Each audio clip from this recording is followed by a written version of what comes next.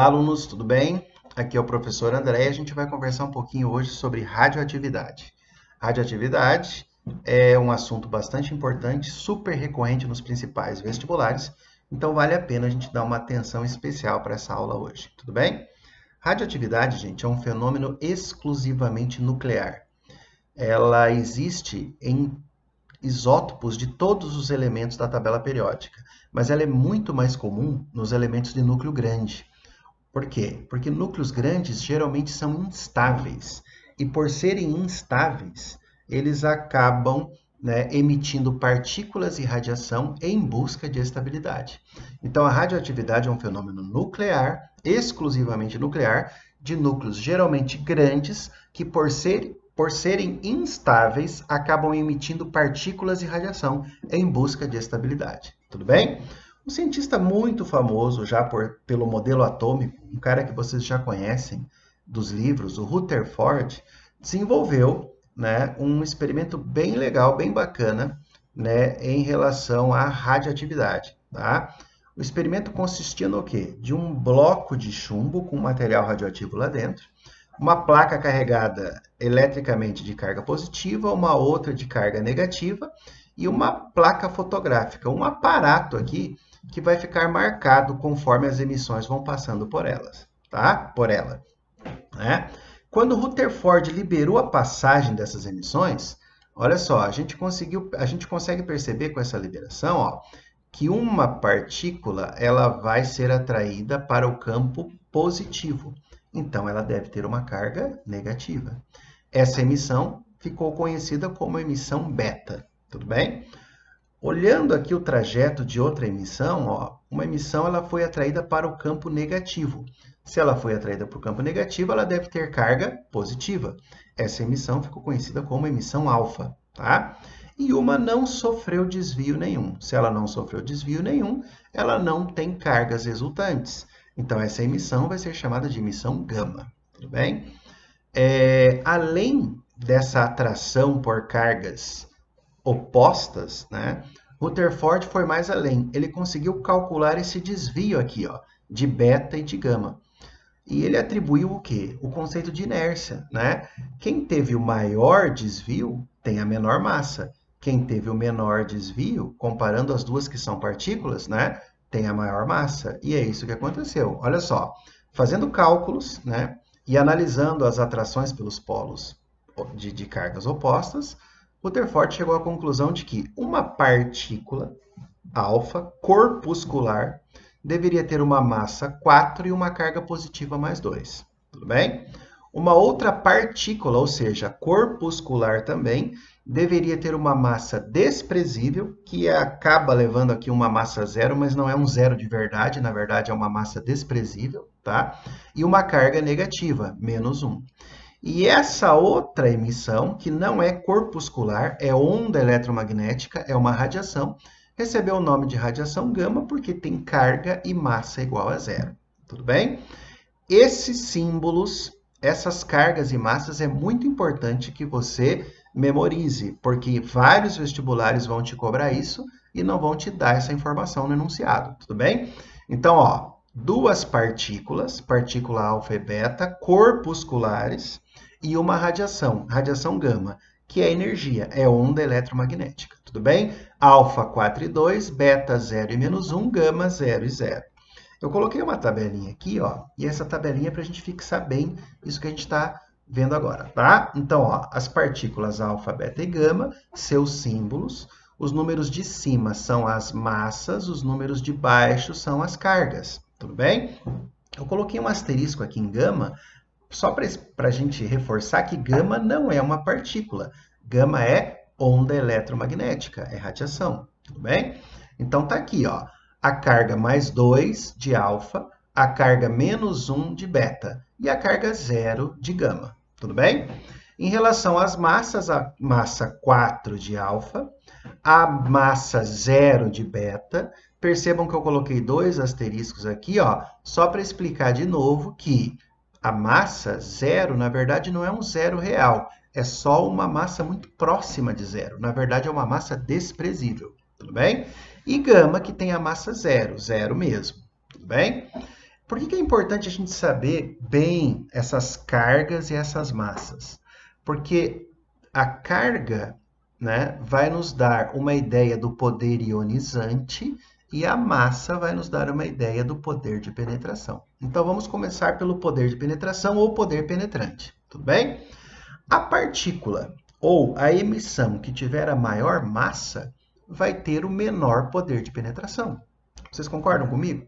Imagine que você vá para o hospital tomar uma injeção, né? Você prefere tomar uma injeção com uma agulha bem grossa ou com uma agulha bem fininha? Com a agulha bem fininha. Você concorda que a agulha bem fininha vai entrar no seu braço com mais facilidade do que uma agulha bem grossa? Por quê? Porque a menor massa dá o maior poder de penetração. Logo, a maior massa vai dar o poder de penetração baixo. Tudo bem? Beta e gama têm massa zero, mas têm poderes de penetração diferentes. Por que isso, professor? Lembra que eu falei que beta não é um zero de verdade? Beta, na verdade, é uma massa desprezível? Então, ela tem um poder de penetração moderado, enquanto que gama tem um poder de penetração bem alto. Tudo bem? A gente pode verificar isso nesse outro desenho que eu coloquei aqui para vocês. Olha só. A partícula alfa, que tem um baixo poder de penetração, já pode ser barrada por um pedaço de papel. A nossa pele já é suficiente para barrar a entrada de partículas alfa, porque o poder de penetração dela é muito baixo. Para a gente se proteger de uma partícula beta, a gente já precisa de pelo menos uma chapa de alumínio, aí de em torno de 1 centímetro mais ou menos de espessura, um pouquinho mais. Agora, para se proteger de gama, né, que é, na verdade, uma radiação com grande poder de penetração, nós precisamos de pelo menos uma placa de chumbo aí de uns 5 centímetros de espessura, senão a gente não está protegido. Tudo bem? As cargas nos dão o poder de ionização, ou poder ionizante. Tudo bem? E o poder ionizante é maior em quem tem mais cargas resultantes. Então, como a partícula alfa ela tem duas cargas positivas, o poder de ionização dela é alto. Como a partícula beta tem só uma carga resultante negativa, o poder de ionização é moderado. E a gama que tem uma carga zero, tem um poder de ionização baixo, tá? Esse poder de ionização está relacionado com a capacidade que essas emissões têm de desestabilizar eletricamente a matéria. Então, quem tem o maior poder de ionização, na verdade, é mais perigoso, né, em relação à nossa saúde. Tá? Elas podem, quem tem maior poder de ionização, tem a capacidade de causar mais problemas ou problemas mais sérios em relação à nossa saúde devido à exposição. Então, se uma partícula alfa que tem um baixo poder de penetração consegue entrar no nosso corpo por uma ferida ou pela boca, algum alimento contaminado, ela vai causar um estrago maior porque o poder de ionização dela é maior. Então, ela não consegue entrar pela nossa pele, mas se ela acha um espaçozinho e entra, o estrago que ela causa é maior. Tudo bem?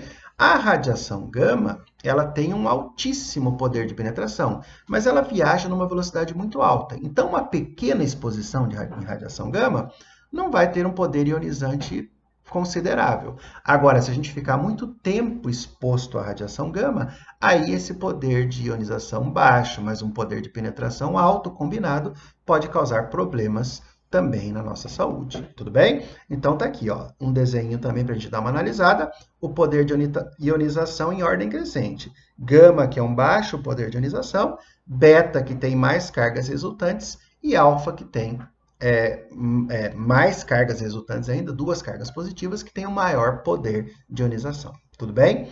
Vale a pena, gente, você dar uma pausa nesse vídeo e dar uma estudada nessa tabelinha, é muito importante, tudo bem? Seguindo, né, existem duas leis super importantes que são as leis da radioatividade. A primeira lei da radioatividade, ou lei de Soddy, que é o cara que desenvolveu essa lei, e a segunda lei da radioatividade, ou segunda lei de Soddy. Eu coloquei aqui o que diz cada lei, mas você vai ver que não é necessário você decorar o que cada uma diz. Olha só. A primeira lei da radioatividade é só você lembrar que ela está relacionada à partícula alfa, enquanto a segunda lei da radioatividade está relacionada à partícula beta. Isso já ajuda bastante a gente. Olha o que diz a primeira lei. Quando um elemento radioativo emite uma partícula alfa, alfa 4 e 2, Sua massa diminui 4 unidades e o seu número atômico diminui 2 unidades. Olha o exemplo. Peguei um elemento radioativo de massa 100 e número atômico 50 e ele emitiu uma partícula alfa. Essa partícula alfa, gente, não saiu do núcleo desse elemento radioativo? Sim. Quando ela foi emitida para fora desse núcleo, ela levou quanto de massa com ela? Levou 4 de massa. Então, o elemento tinha 100. Alfa levou 4, ficou quanto de massa? Massa 96. Tudo bem? O elemento X tinha um número atômico 50. Número atômico é a quantidade de prótons.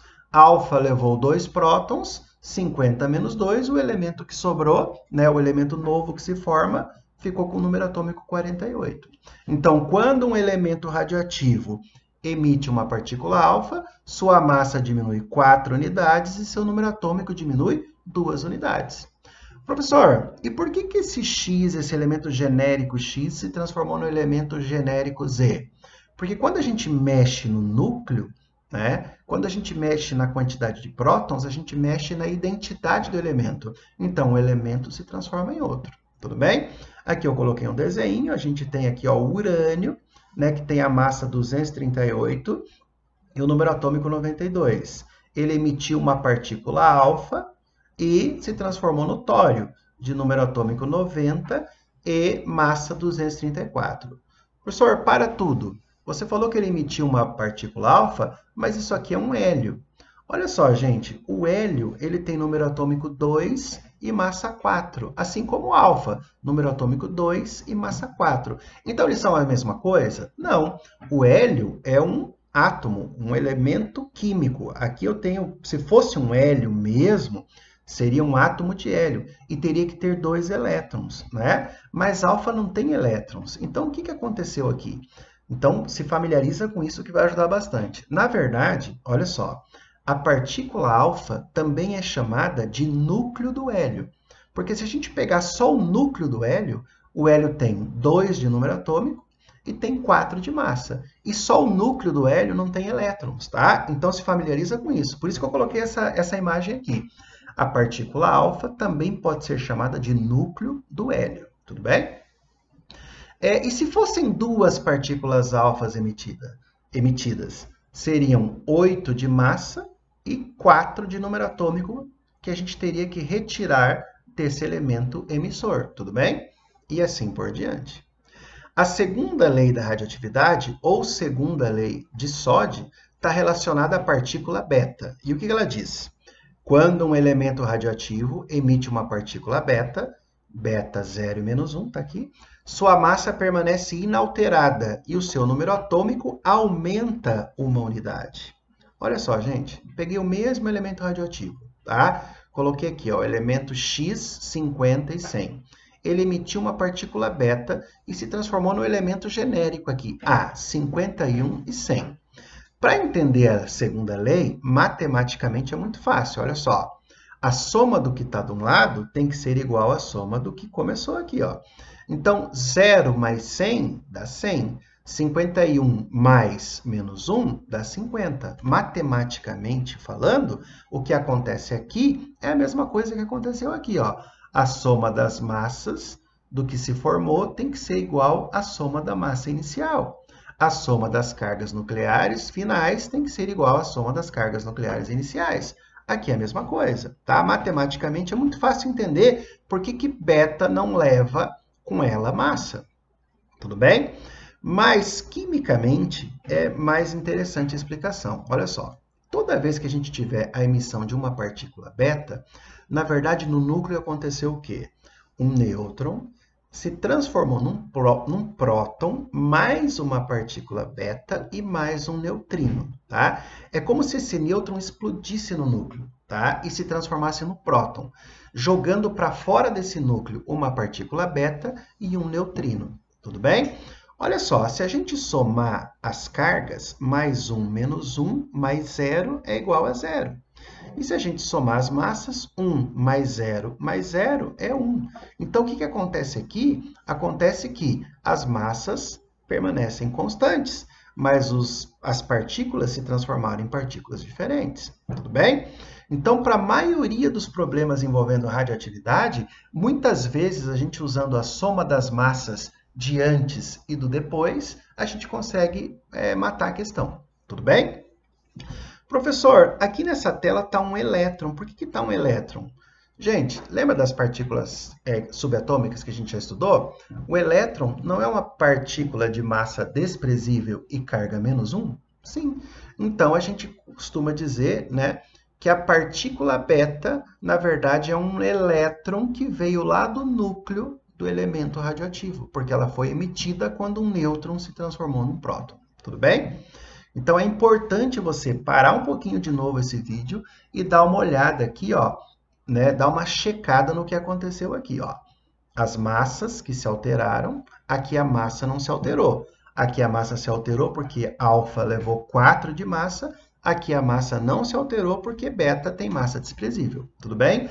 Aqui a carga nuclear diminuiu 2 unidades e aqui a carga nuclear aumentou 1 unidade. É importante você conseguir fazer essas continhas. Vai ser muito comum aparecer lá um elemento X aqui e você tem que descobrir a carga e a massa do elemento formado, tudo bem? Então, é muito importante que você faça uma revisão nessas leis, tudo bem? Outra coisa importante, gente. A emissão de partículas beta é uma emissão formadora de isótopos, né? Desculpa, de isóbaros. Porque são elementos, ó, ou no caso aqui, átomos de elementos com o mesmo número de massa. Então, ó, esse isótopo radioativo de X, né, emitiu uma partícula beta e formou um isóbaro. A é isóbaro de X, porque as massas são iguais, tudo bem? Então, de repente, eu tinha lá o X100, o X99, o X98, vários isótopos de X. Mas quando esse isótopo, que é radioativo, emitiu uma partícula beta, ele formou um isóbaro. Então, a partícula beta está relacionada à formação de isóbaros. Tudo bem? Seguindo com a nossa aula, mais 2 assuntinhos bem importantes e super recorrentes nos vestibulares, que é a fissão e a fusão nuclear. Tudo bem? Fissão te lembra o quê, gente? Fissão te lembra uma quebra. E fusão, além do derretimento, que a gente já aprendeu, né, a fusão como uma mudança de estado físico, a fusão também tem um outro significado, que na verdade é a junção, quando nós juntamos duas coisas para formar uma maior. É essa fusão que a gente está levando em consideração aqui, tudo bem? Vamos começar pela fissão. A fissão nuclear é a quebra de um núcleo, tá? Ela ocorre quando um núcleo grande é bombardeado por um nêutron, a gente chama de partícula projétil esse nêutron, dividindo-se em 2 núcleos menores e liberando grande quantidade de energia. Olha só essa imagem, ela é bem linda e explica muito bem para nós o que está acontecendo. Ó. Um nêutron acerta um núcleo, e esse núcleo grande se divide em 2 núcleos menores e uma quantidade grande de energia. Tudo bem? Isso é a fissão, a quebra de um núcleo com uma partícula projétil, que é o nêutron. Mas olha só, quando os núcleos novos e menores se formaram, eles também liberaram seus nêutrons, né? Um nêutron de cada um. E esses nêutrons acabaram acertando núcleos grandes que estavam no caminho, e esses núcleos grandes agora vão dar continuidade nesse processo de fissão. Você concorda que quando esse nêutron aqui acertar esse núcleo grande, ele se divide em 2, esse aqui se divide em 2, esse aqui também, e cada núcleozinho dividido libera um nêutron que acerta outro núcleo grande, e essa reação de fissão nuclear vai acontecendo no que a gente chama de reação em cadeia. Tudo bem? Se você controlar essa reação em cadeia, você vai ter essa energia liberada gradativamente. E ela vai acontecer, então, no que a gente chama de reator nuclear e que está relacionada à produção de energia, né? Existem várias usinas nucleares pelo mundo produzindo energia por fissão nuclear. Agora, se você não controlar essa reação em cadeia e deixá-la acontecer toda livre de uma vez, ela vai, na verdade, então, estar acontecendo no que a gente conhece como bomba atômica, como aquelas bombas que ocorreram, por exemplo, em Hiroshima e Nagasaki. Então, controlando a reação em cadeia, produção de energia em reator nuclear.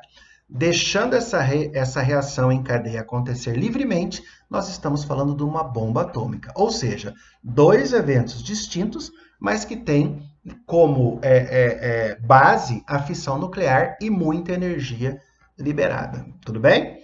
Então, eu peguei aqui, ó, nessa reação aqui, ó, essa reação nuclear, 4 possibilidades de uma fissão nuclear de urânio. Olha só. Nesse primeiro caminho aqui, ó, o nêutron acerta o urânio, divide esse núcleo grande de urânio em um núcleo de bário e um núcleo de criptônio e mais 3 nêutrons. Tudo bem? Percebam que se você somar essas massas aqui, ó, 1 do nêutron mais 235 do urânio dá 236. Se você somar a massa do bário, a massa do criptônio e 3 nêutrons, você também vai chegar na massa de 236. Então, se eu colocasse um X aqui, ó, ou um A, que significa massa, no lugar desse 93, como é que você encontraria essa massa? É muito fácil.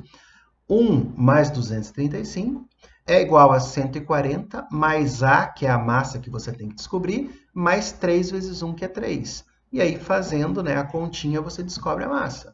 A mesma coisa, a gente, vale para o número atômico. Olha só, 0 mais 92 é 92. 56 mais 36 mais 3 vezes 0, que é 0, também dá 92. Então, se eu colocasse um Z de número atômico aqui, e tivesse que descobrir qual é esse Z, é só eu somar o que está antes da reação nuclear e tem que ser igual à soma do que está depois. Tudo bem? É bem importante, né? E é bem fácil de descobrir cargas e massas. Aqui tem outras possibilidades de fissão nuclear, outras possibilidades. E se você tirar um tempinho para fazer a soma, você vai perceber que a soma das massas de um lado é sempre igual à soma das massas do outro. A soma das cargas nucleares é sempre igual à soma das cargas nucleares do outro lado também. Tudo bem? E para fechar essa aula de hoje, gente, eu coloquei aqui uma última tela de fusão nuclear. A fusão nuclear libera muito, mas muito mais energia que uma fissão nuclear. Ela ocorre como? Quando núcleos pequenos colidem, formando um núcleo maior. Tá? Um exemplo clássico de fusão nuclear é aquilo que acontece onde? Que ocorre no Sol. Quando hidrogênios deutério de massa 2 e trítio de massa 3 colidem, formando o quê? Hélio, né? Por isso que tem aquela teoria heliocêntrica do Sol, né? Porque o hélio se forma na colisão desses hidrogênios, hélio mais o nêutron e mais muita energia, mais muita mesmo, tá? Só para você ter uma ideia dessa energia liberada, pensa no Sol. O Sol mesmo, a uma distância média de 150 milhões de quilômetros da gente, consegue queimar o nosso braço ali, ó. Se a gente botar o braço de dia para fora da janela, a gente vai perceber que vai queimar, porque é muita, mas muita energia liberada. Tudo bem?